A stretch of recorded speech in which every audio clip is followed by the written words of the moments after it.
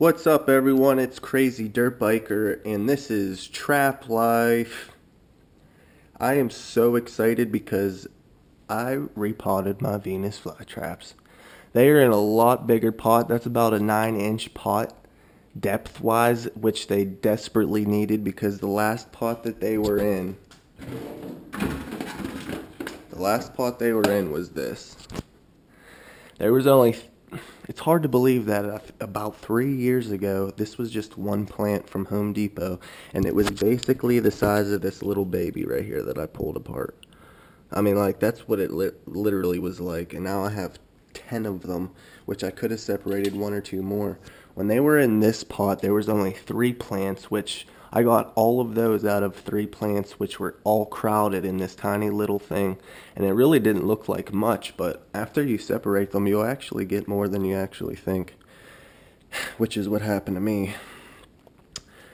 But the roots were coming out of the bottom of this pot, and I think some of them like got smashed and died or whatever, so I really wanted to put them in a deeper pot, and I decided to put them all in one pot. I just think it's easier. I don't have to do as many pots, water as many pots, move them around when I need to, and I just like the way it looks better.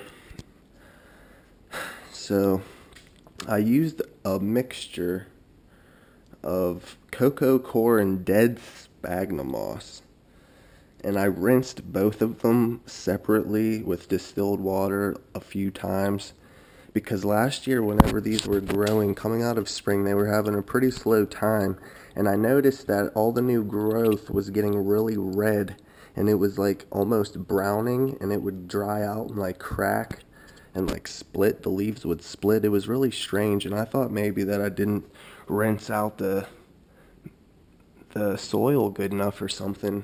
I wasn't sure, so I made sure I rinsed it out really well this time. But if you could see, it still gets really red towards the base, the center, by the closest to the rhizome. Gets a lot of coloration there in the spring. It's still really cold here. I just repotted these. I've just started watering them heavily.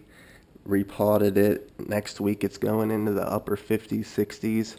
A few days in the 70s, so these will definitely be going outside and getting some much needed sunlight. But they're just waking up now, and you could usually tell when they're just waking up because you'll see all the new growth points popping up like crazy. There's no flower stalks yet, so it's still real early in the spring.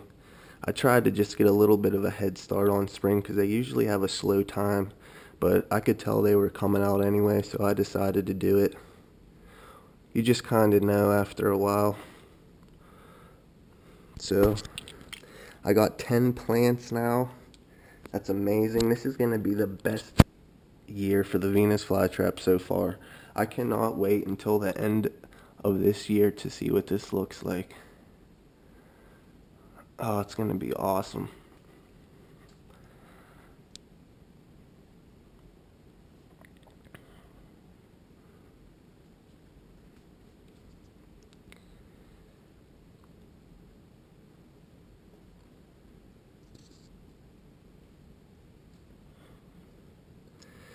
So it's only the first week of March. My Venus flytraps will see you in April.